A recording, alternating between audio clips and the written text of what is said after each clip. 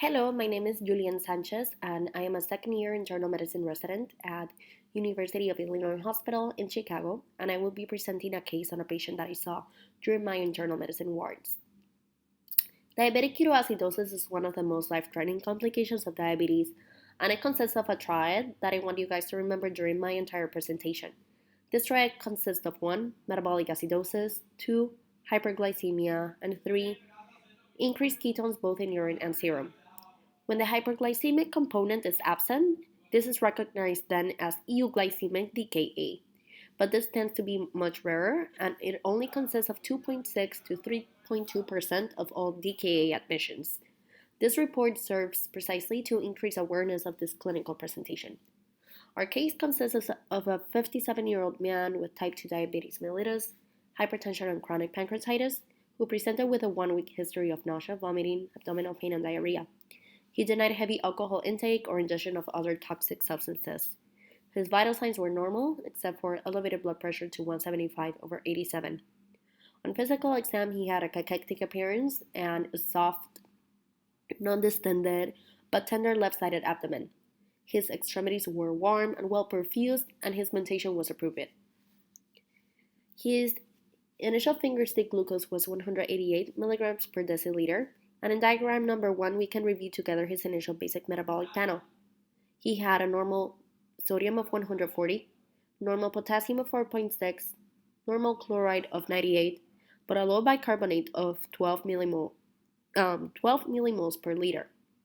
He had a urea of 20 and a creatinine of 1.54, which was elevated compared to his baseline of 1.1, and he had a glucose of 210. With this basic metabolic panel, we were able to learn his anion gap, which was elevated to 25 millimoles per liter.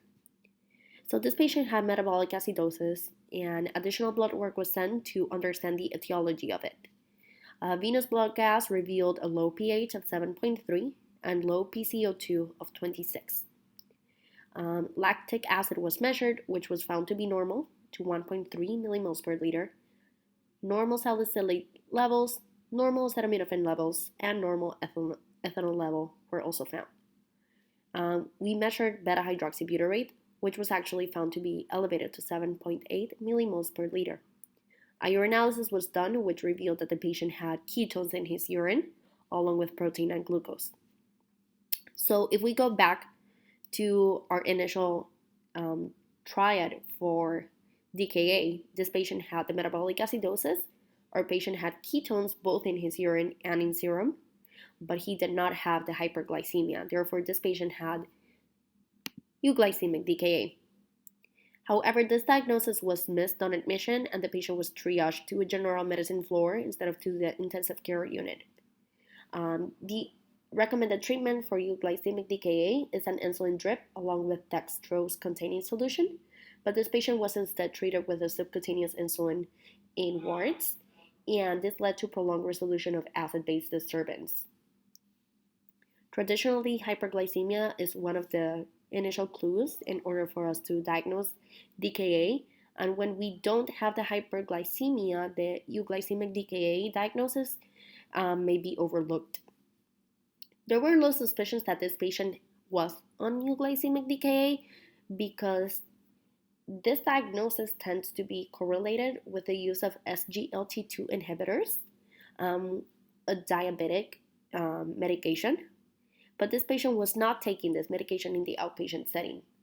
However, euglycemic DKA has also been associated with diarrhea, pancreatitis, and low caloric intake, which likely played a role in the development of DKA in this patient. Most patients with euglycemic DKA recover well, but delay in diagnosis can lead to persistence of symptoms, lab abnormalities, and overall poor outcomes. However, its early recognition can lead to shorter hospital length of stay, improved mortality, and decreased health costs. Thank you for your time.